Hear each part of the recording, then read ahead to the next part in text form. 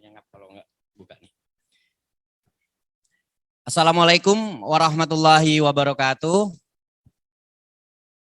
Nih kayaknya belum sarapan kayak suaranya nih.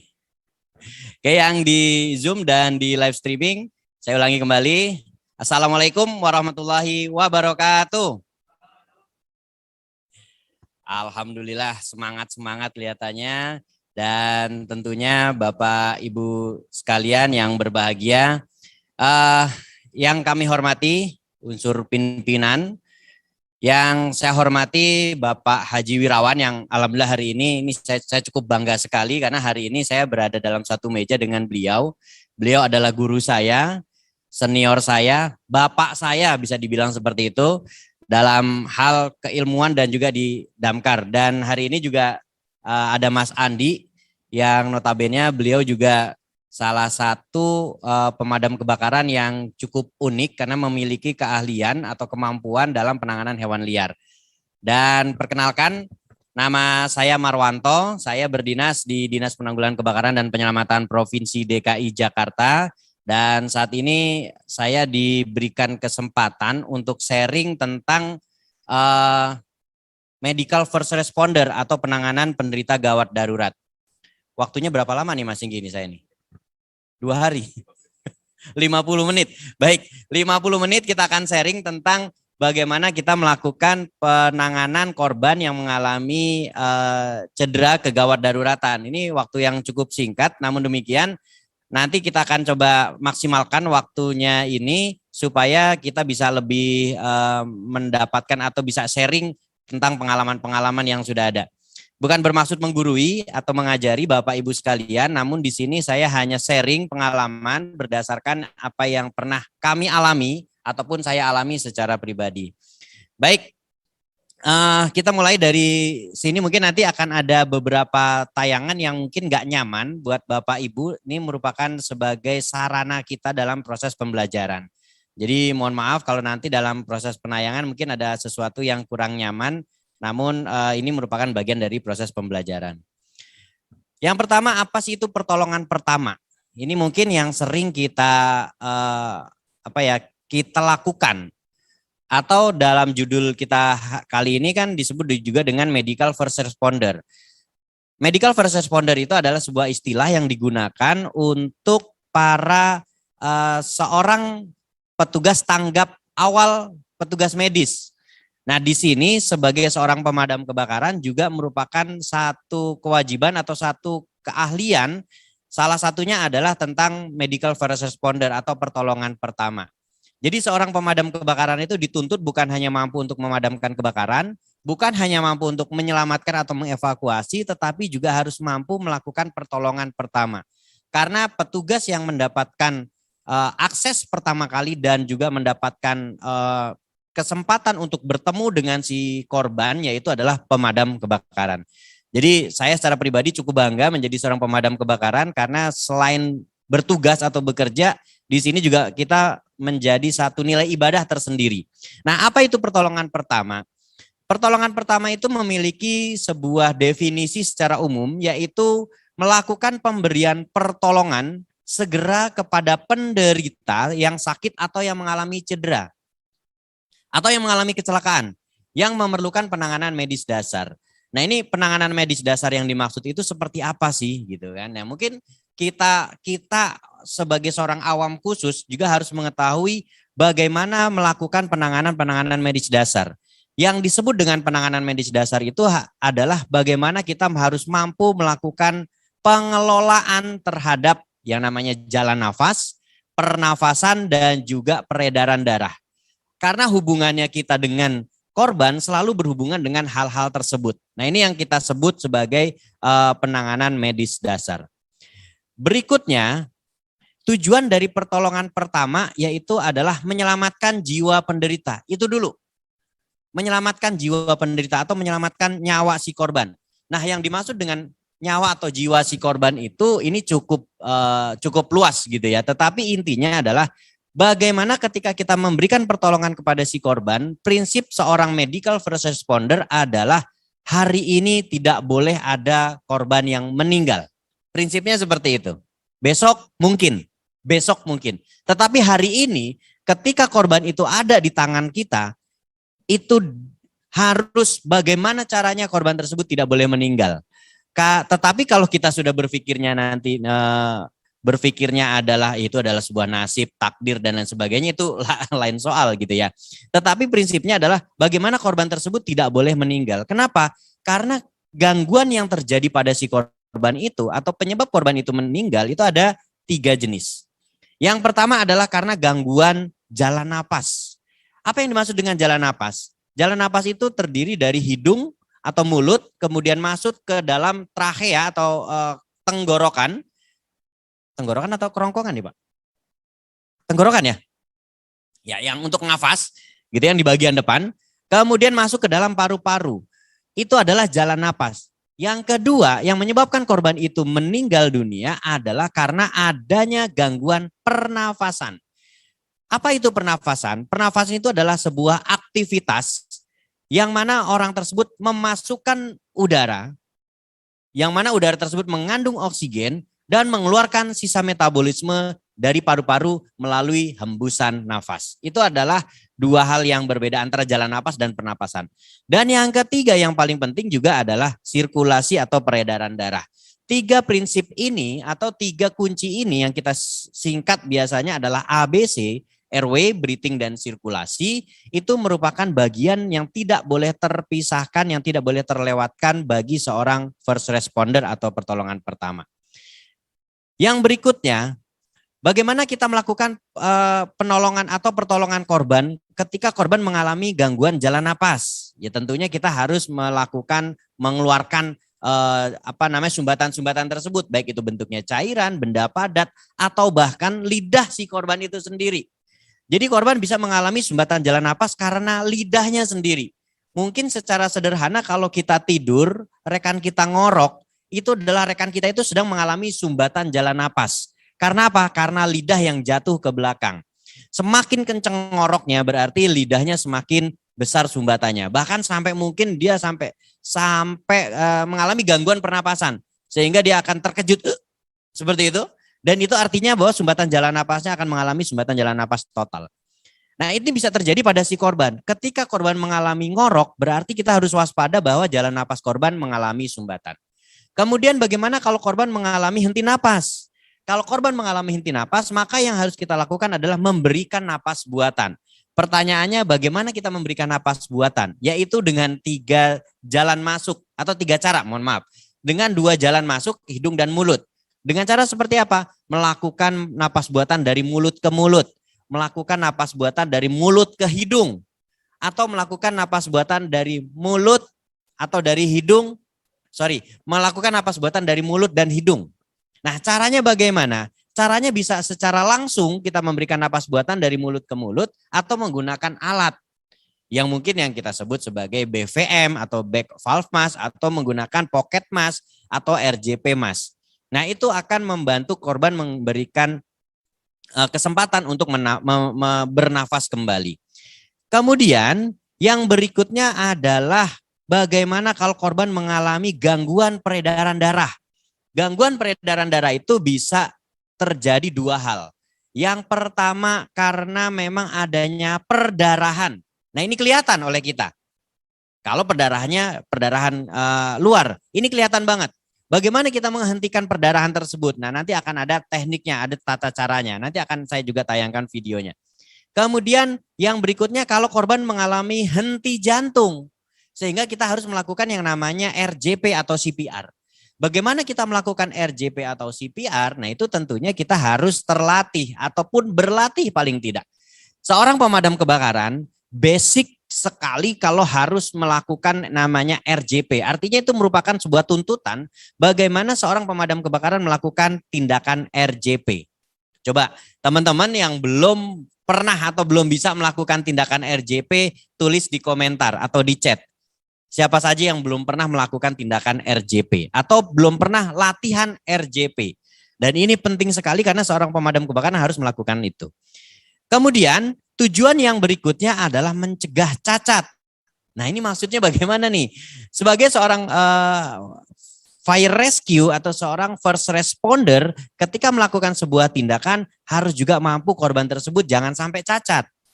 Ketika korban tersebut mengalami patah tulang, seyogianya sembuhnya sempurna. Kalau korban tersebut mengalami patah tulang belakang sehingga dia mengalami kelumpuhan, seyogianya korban tersebut pada saat sembuh itu juga tidak mengalami kelumpuhan. Lalu bagaimana caranya? Yaitu menggunakan long spinal board. Nah, nanti akan juga saya tayangkan videonya bagaimana teknik melakukan tindakan menggunakan long spine board. Kemudian yang tujuan berikutnya adalah memberikan rasa nyaman dan menunjang proses penyembuhan. Maksudnya bagaimana? Ketika korban mengalami patah tulang, supaya korban tersebut tidak mengalami kesakitan yang hebat, maka korban tersebut harus dilakukan pembidaian. Karena orang yang mengalami patah tulang, terjadi gesekan antar tulang, nyerinya luar biasa. Mungkin rekan-rekan atau Bapak Ibu sekalian yang ada di room Zoom ataupun yang live di sini, ini pernah mengalami patah tulang dan bagaimana rasa nyerinya. Dan ketika rasa nyeri itu harus dikurangi rasanya atau dihilangkan rasanya itu dengan cara melakukan pembidaian. Nah, teknik pembidaian bagaimana? Tentunya nanti selanjutnya kita akan melakukan itu. Kita bertindak pada fase pra-rumah sakit sehingga kita tidak melakukan proses penyembuhan berbeda dengan tenaga kesehatan seperti dokter ataupun para medis. Tetapi kita melakukan tindakan pra-rumah sakit untuk mendukung proses penyembuhannya tadi. Sehingga ini sangat penting peran seorang pemadam kebakaran, seorang first responder ketika melakukan pertolongan pertama. Ini sangat penting. Nah, kecelakaan itu secara umum kita bagi menjadi dua, yaitu kecelakaan karena kedaruratan medis dan juga karena murni kecelakaan. Nah, apapun judulnya, mau karena kedaruratan medis ataupun murni kecelakaan, prinsipnya penanganannya itu ada beberapa langkah yang harus kita lalui atau harus kita pegang secara terus-menerus. Kedaruratan medis ini yang dimaksud karena penyakit, contohnya stroke, penyakit shock karena mungkin gula darah tinggi, kemudian kejang dan lain sebagainya itu karena penyakit. Nah, karena kalau murni kecelakaan itu bisa karena trauma fisik, entah itu jatuh, luka bakar, kemudian terkoyak, robek, terpotong dan lain sebagainya. Itu karena kedaruratan karena murni kecelakaan. Nah, slide selanjutnya, di sini ada langkah-langkah kita melakukan sebuah pertolongan yang kita sebut sebagai tindakan penilaian dini atau tindakan awal. Kita ingat saja rumusnya yaitu DRCAB. DRCAB, D-nya itu apa? Yaitu bahaya. Bahaya itu bukan hanya bahaya bagi penolong. Asumsi kita juga harus bisa memahami itu. Bahwa pertama kali bahaya yang sangat-sangat mengancam, yaitu bukan bahaya bagi si korban, tetapi bahaya bagi si penolong.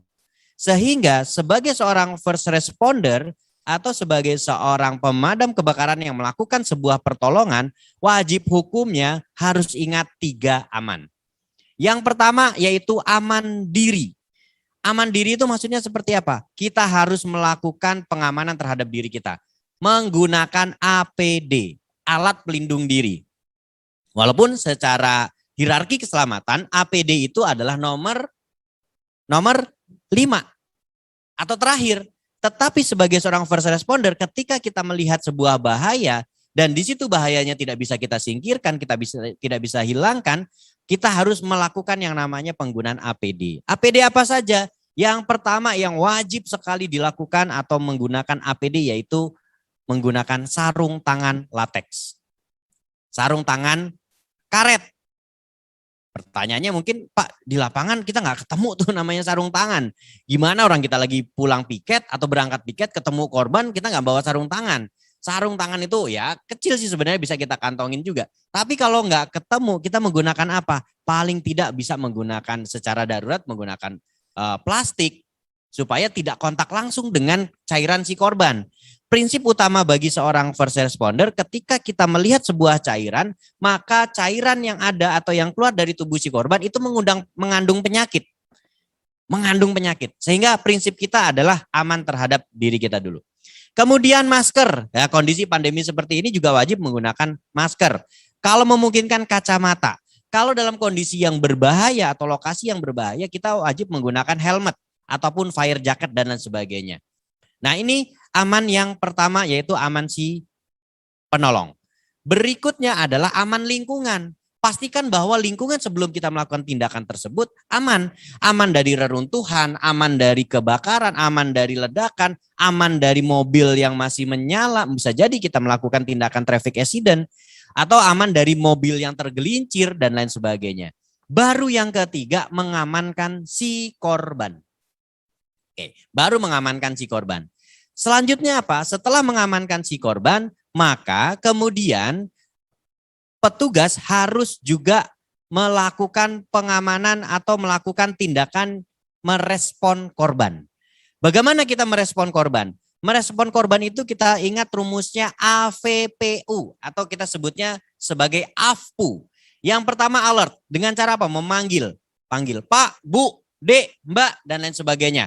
Sambil juga kita rangsang dengan suara yang keras seperti tepukan. Jangan sentuh korban terlebih dahulu. Kalau korbannya merespon pada saat seperti itu, maka korban bisa dinyatakan sadar. Kemudian kita sentuh korbannya. Kita tepuk korbannya, bagian punggung, jangan tepuk di bagian wajah, di bagian pipi. Ya, kita tepuk di bagian bahu, bahu atau punggung ini ya, bahu atau punggung di sebelah sini. Kemudian kalau korbannya merespon, tetapi hanya merespon dengan kata-kata, ya kesakitan dan lain sebagainya, maka korban dalam tingkatan verbal. Kalau korban juga sudah kita tepuk kemudian tidak merespon, maka kita lakukan rangsangan nyeri. Yaitu dengan teknik menekan di bagian dada si korban. Di bagian dada. Atau menekan di bagian pelipis. Atau di bagian tulang-tulang yang menonjol. Seperti tulang kering dan lain sebagainya. Itu ketika korbannya merespon, korbannya masih sadar. Tetapi sadarnya akibat rangsangan nyeri. Yang lebih berbahaya yang mana? Yaitu ketika korbannya sudah tidak sadar sama sekali atau unresponsive. Yaitu tingkatan yang paling terakhir. Maka korban tersebut dikhawatirkan bisa berlanjut pada kegagalan pernapasan. Berikutnya, kita melakukan penilaian atau menilai sirkulasi dan menghentikan perdarahan. Ini penting. Setelah korban kita respon, kemudian kita cek denyut nadinya. Ada atau tidak denyut nadinya.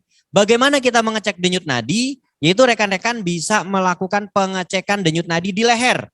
Coba sambil dipegang tuh. Lehernya di sana. Bisa dipegang. Bagaimana merasakan denyut nadi diri kita. Ini adalah namanya nadi karotis. Ya, ini yang paling mudah. Bagi seorang first responder, bukan lagi mencari nadi yang di tangan, tetapi nadi yang ada di leher si korban. Segera pegang nadi di leher si korban, ada atau tidak. Ketika sudah kita cek nadinya ada atau tidak, ketika kita menemukan oh nadinya tidak ada ataupun nadinya tidak teraba ataupun teraba, kita cek kembali ada tidak perdarahan yang hebat. Ketika ada perdarahan yang hebat, segera hentikan perdarahan tersebut. Kenapa? Ketika kita tidak lakukan menghentikan pendarahan, kemudian kita melakukan RJP atau kompresi, percuma. Karena korban akan mengalami kehilangan darah. Yang perlu diingat bukan keberhasilan napas. Tetapi bagaimana nafas yang tadi sudah kita berikan tetapi bisa didistribusikan oleh si darah tadi. Alat transportasi si korban atau alat transportasi manusia ataupun binatang untuk mendistribusikan oksigen ke seluruh tubuh adalah darah. Sehingga penting korban jangan sampai kehilangan darah. Yang berikutnya memastikan jalan napas terbuka dengan baik.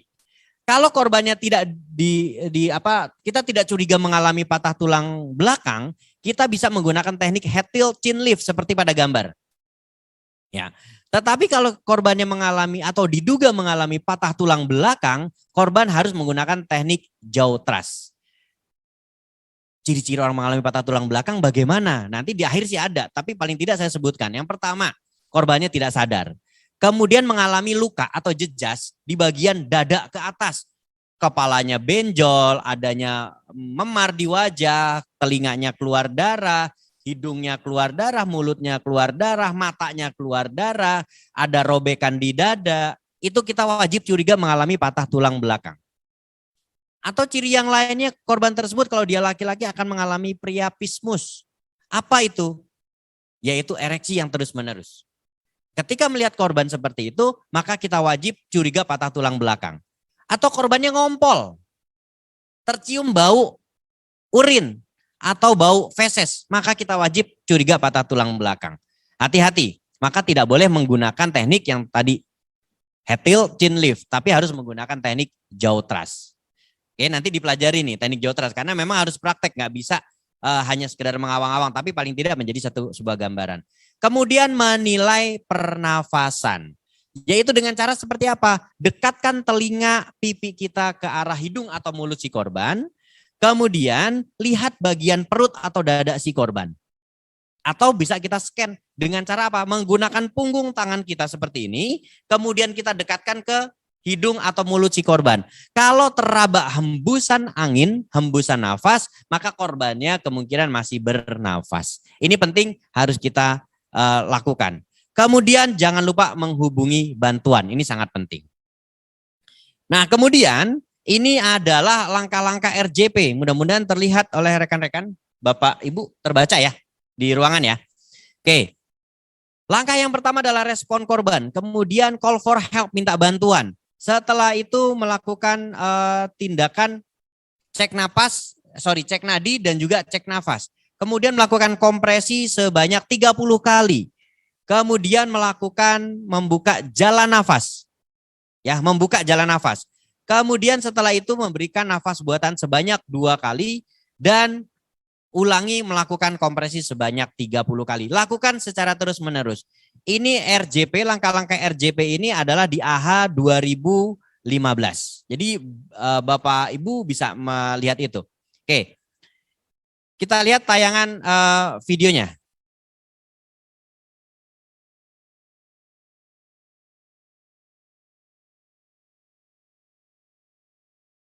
Di Zoom terdengar suaranya?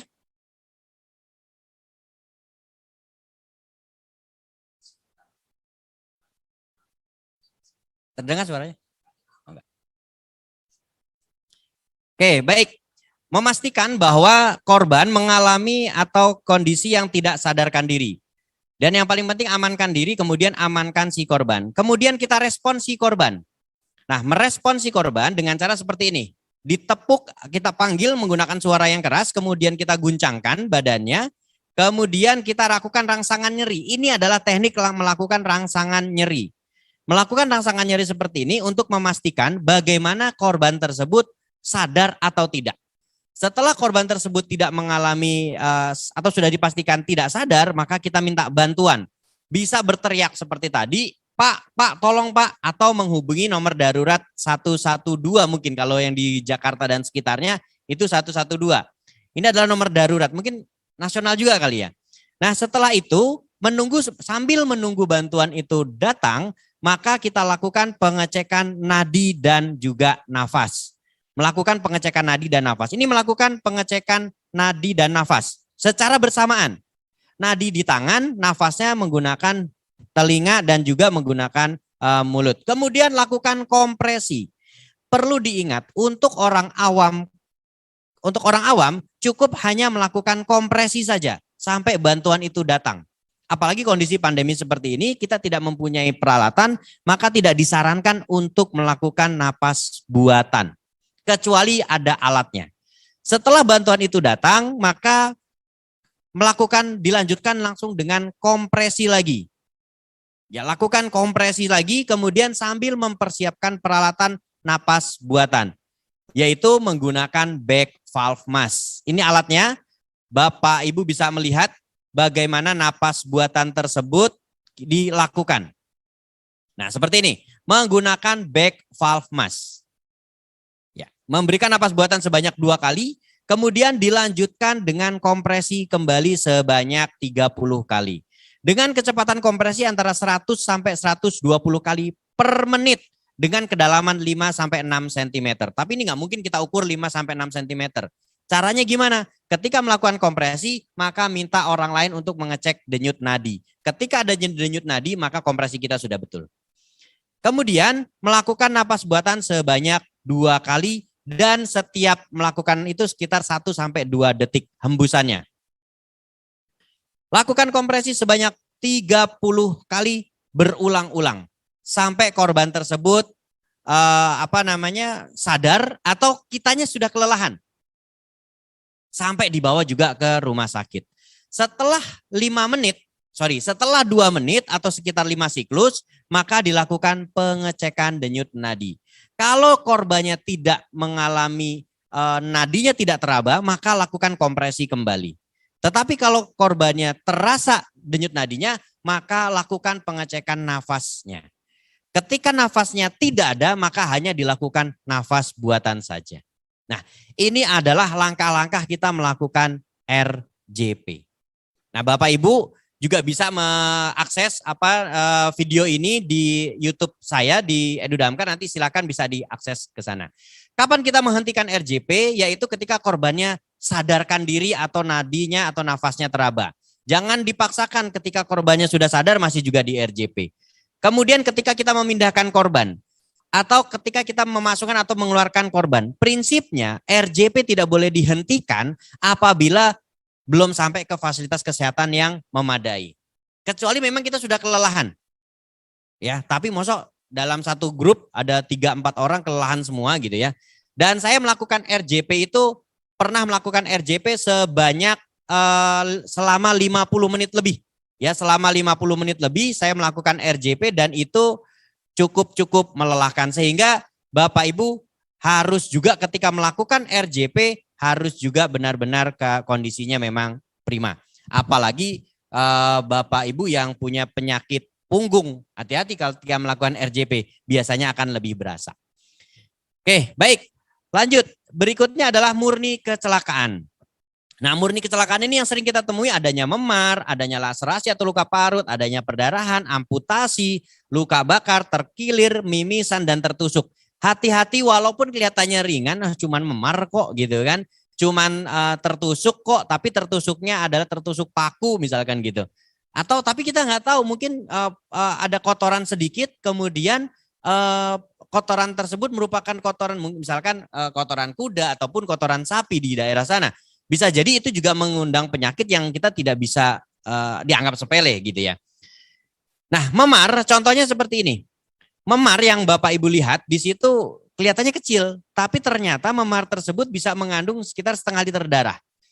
Kenapa kok bisa terjadi memar? Itu karena adanya benturan benda keras. Ya, kemudian warna kebiruan atau kemerahan itu disebabkan karena adanya pembuluh darah yang pecah. Tetapi tidak keluar kulit sehingga tertahan oleh kulit timbullah memar. Hati-hati terhadap memar.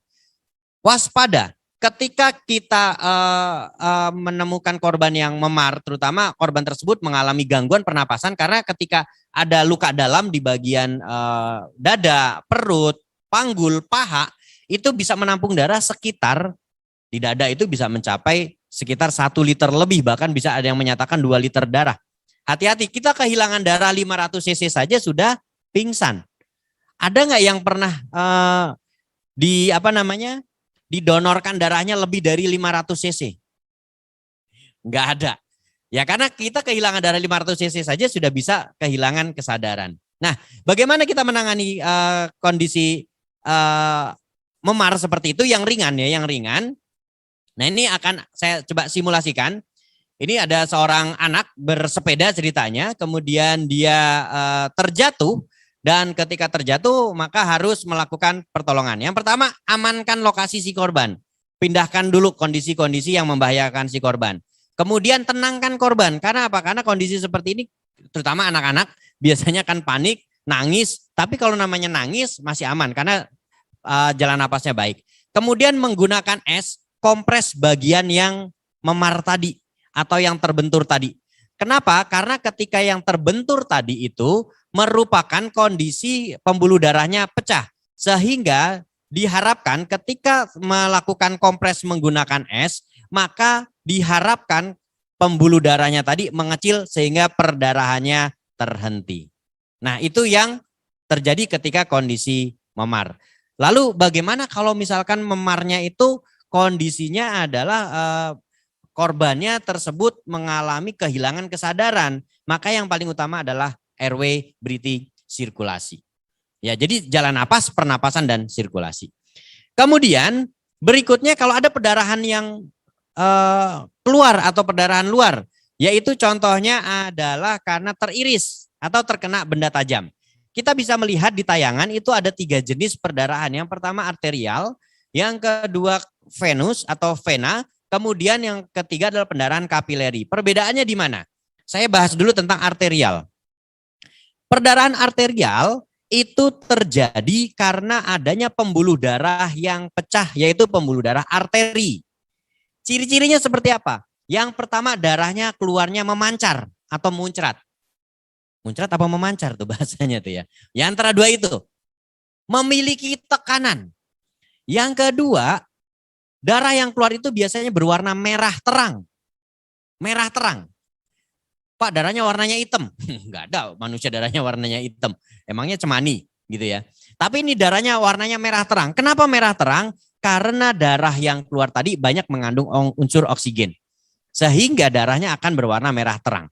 Kemudian ini cenderung terjadi pada luka-luka yang dalam. Karena pembuluh darah arteri itu cenderung adanya di lebih dalam. Dan lebih kuat pembuluh darahnya. Makanya kalau kita mengecek nadi itu sebenarnya mengecek pembuluh darah arteri. Kemudian yang vena, ini kalau di tangan kita kelihatan, pembuluh darah vena itu kelihatan ketika kita diinfus, diambil darah gitu kan, atau dimasukkan vitamin itu melalui pembuluh darah vena. Biasanya darah yang keluar itu ngalir begitu aja, masif, perlahan tapi pasti. Darah yang keluar berwarna gelap. Dan yang ketiga adalah kapileri, yaitu lecet-lecet saja. Nah, bagaimana kita melakukan penanganan pendarahan tadi? Yang pertama bisa melakukan secara penekanan secara langsung, tapi ingat kita harus menggunakan sarung tangan. Atau menggunakan penekanan menggunakan kasa. Kemudian juga melakukan pembebatan ya dengan kasa seperti itu. Kemudian juga meninggikan lebih tinggi daripada jantung. Ya, lebih tinggi daripada jantung. Sehingga korban bisa diangkat sedikit yang berdarah atau di bagian kaki bisa diangkat lebih tinggi daripada jantung. Atau dengan menekan beberapa titik tekan. Nah, di sini digambar di tayangan itu bisa kita lihat ada di bagian lengan atas, kemudian ada di bagian depan siku, kemudian ada di bagian belakang lutut, gitu ya. Itu adalah titik-titik penekanan atau di selangkangan. Nah, saya ngomong selangkangan salah nggak nih? Ya itulah adanya di situ karena posisinya di situ. Ya mungkin kalau kurang pas ya mohon maaf, tapi memang bahasanya ya di situ lah. Gitu. Jadi itu untuk menghentikan pendarahan.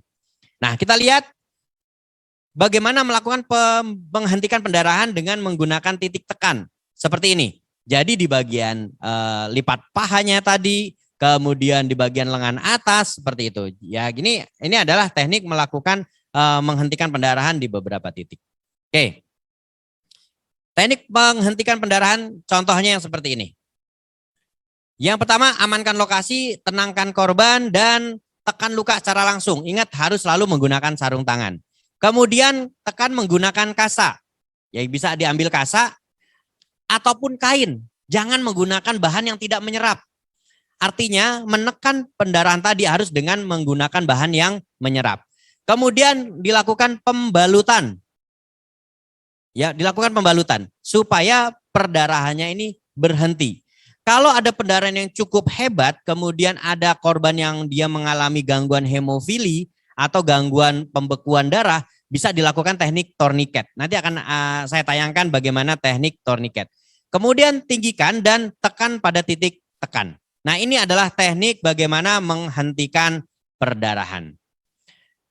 Selanjutnya, bagaimana kalau mengalami mimisan? Nah, ini mungkin sering mengalami nih. Walaupun mimisan itu bukan penyakit, tapi merupakan gejala. Tapi apa yang harus dilakukan?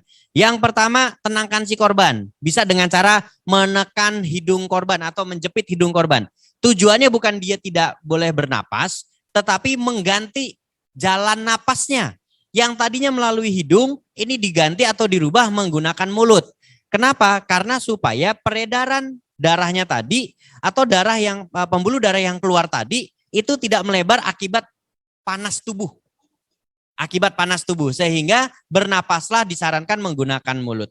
Kemudian tempatkan satu kain tipis atau kasa gulung antara bibir atas dan bibir, antara hidung dan bibir. Nah, saya nyebutnya apa nih? Kalau di sini nyebutnya apa saya nyebutnya? Kumis. Kalau kumis kan bulunya ya. Tapi landasan kumis lah ya gitu ya. Ya pokoknya di situ. Di antara bibir dengan hidung gitu ya.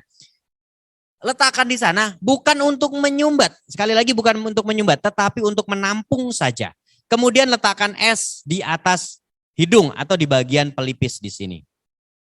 Nah, ini sebagai ilustrasi lagi, ya sebagai ilustrasi ini ceritanya anak yang sama tadi masih mengalami mimisan, kemudian diambil kotak P3K, tenangkan si korban, jangan sampai panik. Kalau korbannya tidak panik, nggak perlu menutup hidung. Tapi kalau korbannya panik disarankan untuk itu. Kemudian ambil kasa untuk menampung dan arahkan korban untuk bernapas dengan mulut dan menunduk. Kemudian ambil es, ya masukkan es ke dalam wadah. Ya kalau ini adalah kantong ice pack gitu kan. Tetapi kalau nggak ada ice pack bisa menggunakan kantong biasa lah. Kemudian dibungkus menggunakan kain supaya tidak terlalu basah. Kemudian masukkan esnya secara yang ya cukup lah ya gitu kan. Kalau nggak ada es bagaimana? Boleh disiram juga menggunakan air supaya kondisinya lebih dingin. Menurunkan suhu si korban sih prinsipnya seperti itu. Kemudian letakkan di bagian pelipis tadi. Ya letakkan di bagian pelipis. Untuk apa? Untuk menurunkan suhu korban dan menutup luka menggunakan es. Kenapa kok menggunakan es sih kan begitu ya? Jadi pembuluh darah itu sebenarnya bisa mengalami dilatasi ataupun konstriksi. Nah, tujuan kita melakukan menggunakan es tadi adalah tujuannya untuk supaya mengalami konstriksi, menutup. Bapak-bapak kalau lagi kedinginan mengkerut nggak kira-kira? Mengkerut ya Pak? Mengecil tuh, mengecil katanya olahan kan gitu. Nah itu adalah di mana fase tubuh untuk menerima atau merespon kondisi ketika menemukan pada saat kedinginan tadi. Nah seperti itu fungsinya. Kemudian berikutnya, ini pertanyaannya langsung nanti aja ya, Mas Singgi ya. Oke. Mohon dibantu nanti kalau ada pertanyaan bisa ditanyakan secara langsung. Baik, berikutnya adalah amputasi. Nah ini menarik nih. Pernah nggak menemukan korban-korban amputasi? Hati-hati, pemadam kebakaran beresiko juga mengalami terkena amputasi seperti ini. Karena apa? Peralatan rescue kita juga menggunakan peralatan yang berputar seperti rotary saw, kemudian chainsaw, ataupun alat potong bisa jadi mengalami amputasi. Jangankan itu, selang saja itu juga bisa membuat petugas ataupun orang yang memegangnya bisa mengalami amputasi jari. Karena senior kita juga ada yang pernah mengalami itu ya. Pak, karena sedang membetulkan selang kemudian tiba-tiba air dialirkan dan terjepit dan terjadi amputasi tangannya. Jarinya. Ya. Bagaimana kalau kita menemukan korban mengalami amputasi yang harus kita lakukan nih. Ini contoh adalah korban yang bukan amputasi tetapi hampir amputasi. Kalau kondisi seperti ini. Boleh nggak sih kita memilih korban? Korban kalau bisa jangan yang kayak gini deh gitu kan. Nggak bisa. Ya korban harus juga memang korban tersebut ya kita menemukan seperti apa itu yang harus kita lakukan. Atau korban memang amputasi seperti ini. Perhatikan, saya bukan meminta Bapak Ibu memperhatikan lukanya, tapi bagaimana penanganannya. Cukup dengan peralatan yang sederhana, menggunakan sepotong kain, kemudian menggunakan sebatang kayu. Itu bisa menolong korban terhindar dari kematian akibat amputasi. Ini pendarahan yang cukup hebat. Ada beberapa peralatan yang digunakan. Salah satunya adalah tourniquet yang modern, yaitu ada di paha sebelah kiri dekat dengan pangkal paha. Itu adalah tourniquet modern. Nah, bagaimana kita melakukan pertolongan pada korban yang mengalami amputasi? Nah, ini pertanyaan yang harus kita jawab dan juga mungkin kita lakukan tindakan-tindakan yang tepat.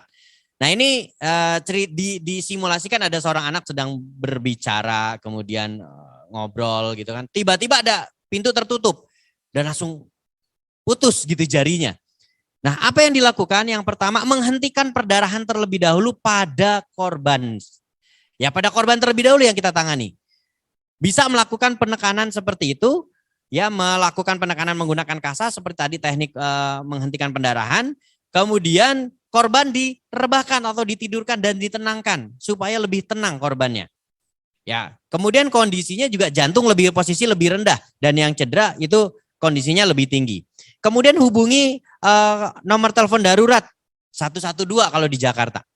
Kemudian setelah itu bagian yang terlepas tadi dibungkus menggunakan kain bersih paling tidak ataupun kain steril. Masukkan ke dalam wadah plastik. Kemudian diikatkan. Ya, masukkan ke dalam wadah plastik dan diikatkan.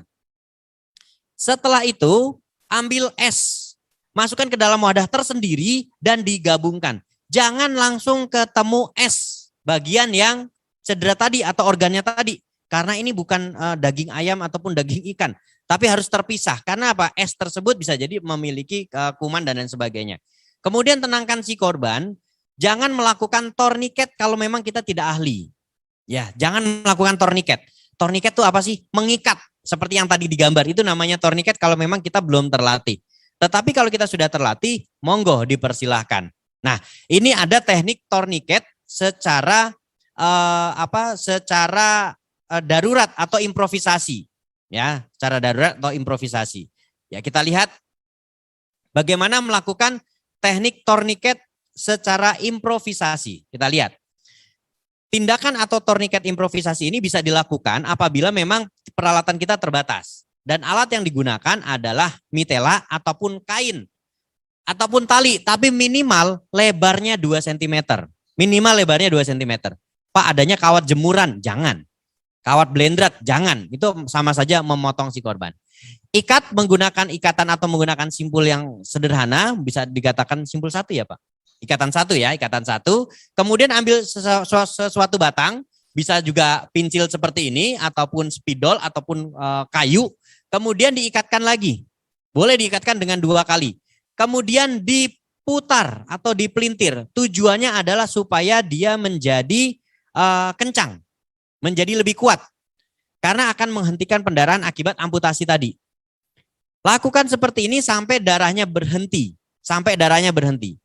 Ini bagian pada yang masih menempel pada korban ya, yang masih menempel pada korban. Kemudian dilakukan penguatan, yaitu dengan menggunakan sisa kain yang tadi. Nah, yang perlu diperhatikan, yang perlu diingat, ketika membawa korban pada saat kondisi korban mengalami amputasi seperti ini, harus dilakukan buka tutup. Tadi kan bentuknya seperti keran jadinya. Nah, kita lakukan buka tutup. Buka tutupnya seperti apa? Yaitu setiap 5-10 menit itu dikendorkan ikatannya tadi. Supaya apa? Supaya aliran darah sampai ke jaringan yang terputus tadi. Supaya kenapa? Supaya masih bisa hidup jaringan yang tadi. Harapannya adalah bisa disambung oleh tim tim yang dari rumah sakit. Tapi masalah nyambung atau bisa atau tidaknya yaitu bukan urusan kita, tapi urusan kita adalah bagaimana membantu proses penyembuhan tadi. Jadi melakukan torniket tidak terus-menerus dari TKP sampai dengan ke rumah sakit. Itu yang tidak dibenarkan. Sehingga harus dilakukan buka tutup. Sama seperti Jakarta waktu itu juga dilakukan buka tutup kan. Ada akses yang boleh masuk, ada yang enggak gitu ya. Nah sekarang sudah ganjil genap. Nah untuk tindakan seperti itu harus dilakukan tindakan buka tutup tadi. Supaya aliran darahnya sampai ke bagian ujung. Kemudian patah tulang, nah ini kita membahas patah tulang, ini kalau kita ngomongin patah tulang banyak sekali, bahkan kalau di daerah mungkin ke rumah sakit menjadi pilihan terakhir. Sebelumnya harus dilakukan tindakan misalkan melalui alternatif dan lain sebagainya. Tetapi sebagai seorang first responder, kita bukan memutuskan harus ke rumah sakit atau ke fasilitas patah tulang. Itu semua adalah keputusan bagi si korban ataupun keluarga. Nah patah tulang itu dapat terjadi pada anak-anak maupun orang dewasa. Hati-hati terhadap lansia yang juga rawan terhadap patah tulang karena lansia biasanya akan mengalami osteoporosis atau pengeroposan tulang. Itu sangat mudah mengalami patah tulang. Tanda dan gejalanya, tandanya terlebih dahulu. Apa sih bedanya tanda dan gejala? Tanda itu adalah sesuatu yang bisa kita lihat, itu namanya tanda. Kalau gejala itu adalah sesuatu yang dirasakan oleh pasien. Tandanya apa? Adanya perubahan bentuk. Entah itu bengkok, bengkak, memar, dan lain sebagainya. Kemudian adanya krepitasi, adanya luka, adanya perdarahan. Kemudian gejalanya bagaimana? Nyeri yang hebat, kemudian korban merasakan bengkak, nyut-nyutan, kemudian korban merasa memar, kemudian ada kemerahan. Itu adalah gejalanya. Nah patah tulang itu dibagi menjadi 2, yaitu ada patah tulang terbuka dan patah tulang tertutup. Definisinya adalah hilangnya keutuhan atau kontinuitas daripada tulang. Nah itu disebut dengan patah tulang. Yang disebut dengan patah tulang tertutup adalah ketika mengalami cedera tulang, tulangnya tidak bersentuhan dengan udara. Kalau yang disebut dengan patah tulang terbuka adalah ketika mengalami cedera tulang, tulangnya bersentuhan dengan udara atau menembus kulit. Nah ini harus bisa membedakan antara patah tulang dan terbuka dan tertutup. Oke, yang kita lakukan amankan diri, kemudian ABC korban, kemudian bila ada pendarahan hentikan pendarahannya terlebih dahulu, kemudian periksa ABC korban, kalau ABC atau airway breathing sirkulasi korban itu aman, maka lakukan PSM. Imobilisasi anggota yang patah dengan bidai. Pada fraktur yang terbuka tidak dibenarkan membetulkan tulang yang keluar. Jadi kelihatan tulangnya nonjol karena kasihan dimasuk-masukin sama kita, gitu nggak boleh. Luar biasa sakitnya, bisa malah kitanya yang memar akibat kena pukulan si korban karena rasa sakit. Nah, ini penanganan contoh-contoh penanganan korban patah tulang. Prinsipnya ketika yang mengalami cedera itu tulang, maka bidainya harus melewati 2 sendi. Yang cedera sendi, maka bidainya harus melewati 2 tulang. Itu harus kita ingat untuk penanganan patah tulang. Sedikit panjang video tentang patah tulang. Ini yang kita lakukan setelah korbannya aman, kemudian korbannya ABC-nya tenang, stabil, maka dilakukan pemeriksaan PMS. Pulsasi, motorik, dan sensorik. Ini, jadi seperti itu. Memeriksa denyut nadi, memeriksa motorik gerakan si korban, dan sensorik rasanya si korban. Sambil dilakukan imobilisasi secara manual, mengukur bidai. Mengukur bidai adalah dengan di bagian yang sehat. Bidainya harus melewati 2 sendi. Bidainya harus melewati 2 sendi. Kemudian di bagian-bagian ujung itu dilakukan padding atau diberikan bantalan supaya korbannya lebih nyaman. Kemudian masukkan tali korban melalui sela-sela tubuh. Contohnya di bawah lutut, di bawah pergelangan kaki. Jangan diangkat kakinya. Udah tahu lagi patah tulang malah diangkat-angkat. Nah, ini repot. Kemudian setelah talinya siap, ikatannya siap, minimal 3 saya sarankan, minimal sekali 3. Kemudian lakukan pemasangan bidai. Di bagian celah-celah disarankan untuk memasang bantalan supaya lebih nyaman. Kalau nggak ada pun nggak apa-apa. Makanya kalau membeli bidai atau menyediakan bidai, baiknya bidai yang sudah ada bantalannya, jadi lebih nyaman. Kemudian ikat bidainya, ikatlah di bagian luar daripada tubuh si korban, jadi lebih nyaman. Kemudian simpulnya tadi ada di bagian bidainya atau di bagian kayunya, supaya korban lebih nyaman juga. Simpulnya ada di bagian luar. Kemudian ikat satu persatu, kemudian pastikan pada saat mengikat itu rapi. Ya, rapi seperti ini. Sehingga dan juga menggunakan simpul yang mudah dibuka. Ya, simpul yang mudah dibuka. Ya, ini contoh, ini adalah contoh secara pelaksanaan di TKP silakan saja seperti apa, tapi intinya simpulnya dibuka. Kemudian simpulnya berada di bagian luar bidai. Nah, itu akan lebih nyaman bagi si korban. Setelah keseluruhannya sudah terikat atau bisa per bagian diikat, sambil dilakukan pengecekan PMS kembali. Pulsasi, motorik, dan sensorik. Nah, ini harus dilakukan. Supaya kenapa? Supaya apakah pembidaian yang kita lakukan itu benar atau tidak. Atau jangan-jangan malah kita lakukan pembidaian malah menghentikan pendarahan. Memutus dari si aliran sarafnya. Jalur sarafnya itu bisa jadi terjadi seperti itu. Maka lakukan PMS. Pulsasi mengecek denyut nadi, ya nadi di bagian punggung kaki, kemudian meminta atau tadi minta gerakan, kemudian bagaimana rasanya, apakah korban terasa atau tidak gerakan kita. Kemudian supaya korban tersebut lebih stabil pembidaiannya, disatukan antara yang sehat dengan yang sakit. Ini adalah contoh bagaimana kita melakukan pembidaian pada kaki. Video lengkap bisa disaksikan di EduDamkar. Kemudian berikutnya adalah penanganan korban yang mengalami patah tulang belakang. Oke. Korban yang mengalami patah tulang belakang itu bisa terjadi karena apa? Karena yang pertama, karena adanya benturan. Lagi berkendara, naik mobil, ditabrak belakang. Maka cenderung korban tersebut kepalanya akan ke belakang. Sehingga penting untuk mengenakan headrest pada kendaraan itu. Ya, headrest, perhatikan. Atau tabrak samping, atau jatuh duduk, atau orang yang melakukan olahraga ekstrim, itu bisa mengalami patah tulang belakang. Ini anatomi tulang belakang mulai dari pangkal otak gitu ya sampai dengan tulang ekor. Nah, ini contoh daripada patah tulang belakang. Hati-hati ketika kondisi seperti ini. Nah, Ini adalah contoh tanda dan gejala korban yang mengalami patah tulang belakang. Bisa dilihat. Yang pertama adanya robekan di bagian kepala. Kemungkinan kita curiga ada patah tulang belakang atau cedera tulang belakang. Adanya benjolan di bagian wajah, di kepala itu ada benjolan. Kemudian adanya perdarahan di telinga, hidung, mulut. Kemudian mata, kita lihat matanya ada rakun ace, mata rakun. Nah, adanya lebam di bagian sekitar mata.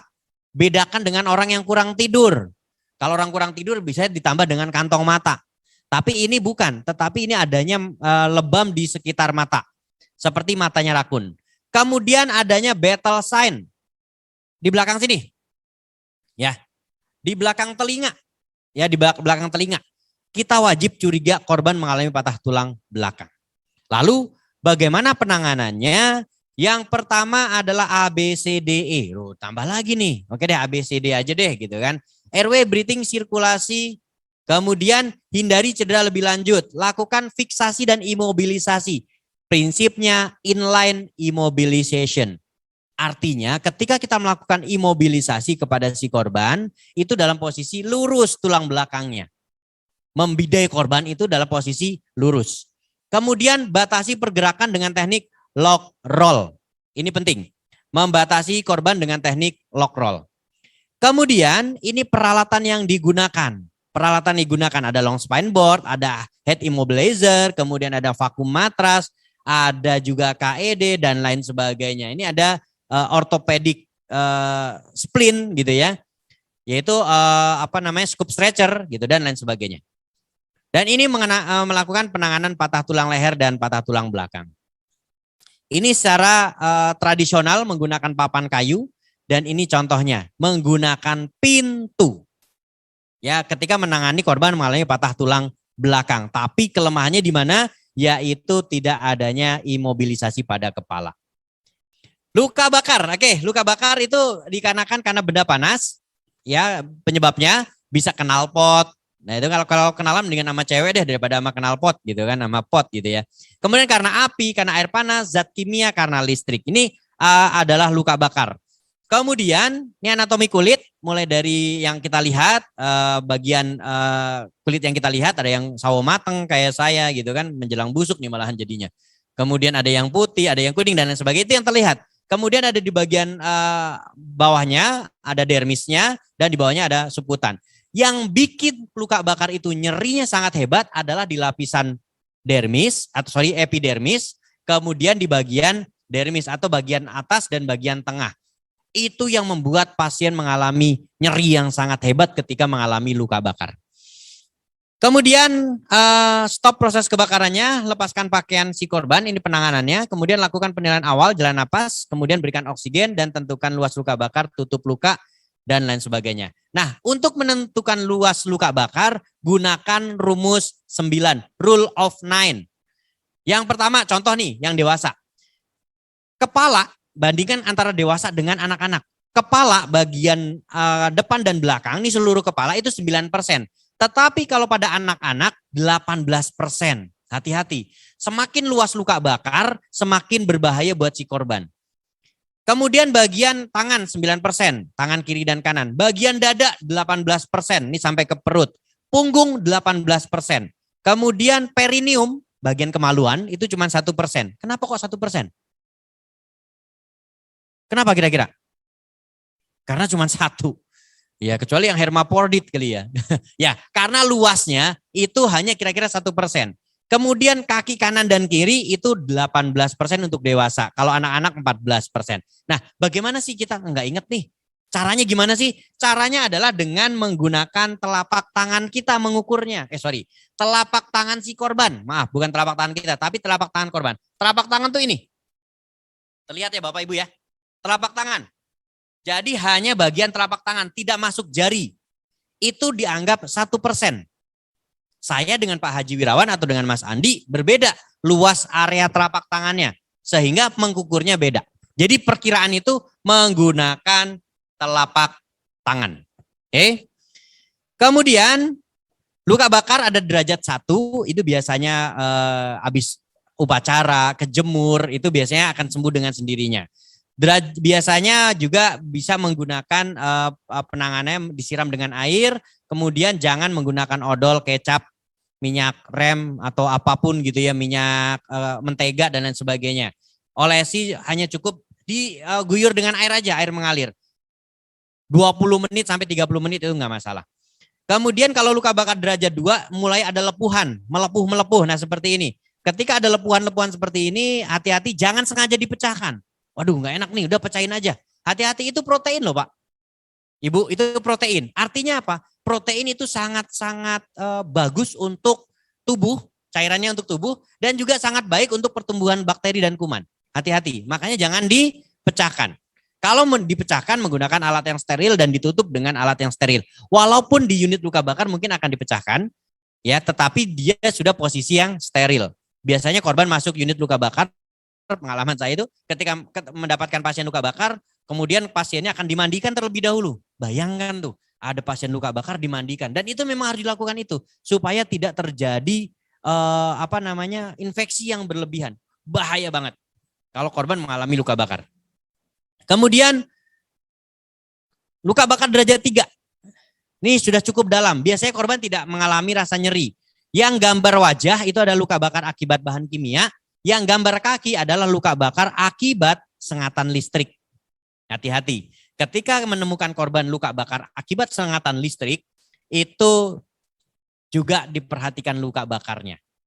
Warnanya agak putih ya, bukan karena memang kulitnya putih, tetapi karena jaringannya kemungkinan sudah mengalami kerusakan, mengalami nekrosis atau kematian jaringan. Hati-hati terhadap korban mengalami luka bakar listrik. Itu ada robekan bukan karena robek baru, tetapi karena akibat aliran listrik. Hati-hati. Ini voltase tinggi biasanya ya. Ini luka bakar derajat 3, segera rujuk ke rumah sakit, perhatikan jalan napas pernapasannya. Perhatikan jalan napas dan pernapasan si korban. Nah kemudian nih terakhir, nah ini saya sedikit nanti akan lebih dibahas lagi oleh Mas Andi. Tapi saya akan membahas tentang bagaimana gigitan hewan, yaitu penanganan gigitan ular contohnya. Yang pertama korban ditenangkan, ya korban ditenangkan, kemudian lakukan torniket antara bekas gigitan dengan jantung, sifatnya sementara. Digigit di tangan, maka ditorniket di antara sini, sifatnya sementara. Istirahatkan bagian yang tergigit dan lakukan pembidaian seperti pada pasien yang mengalami patah tulang. Ini melakukan torniket yang tidak dibenarkan secara terus-menerus. Itu menggunakan apalah itu gitu kan. Kemudian yang tidak boleh melakukan sayatan silang, menghisap darah atau bisa mengikat secara terus-menerus. Nanti Mas Andi bisa dijelaskan kenapa kok nggak boleh melakukan sayatan silang, kenapa nggak boleh menghisap ataupun melakukan pengikatan secara terus-menerus. Kalau melakukan pengikatan secara terus-menerus, akibatnya bagian daripada tubuh si yang digigit tadi akan mengalami nekrosis dan pembusukan. Hati-hati. Nah, caranya bagaimana?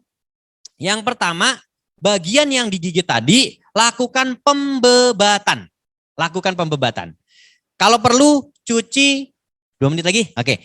Kemudian cuci luka dengan air dan sabun, diperkenankan.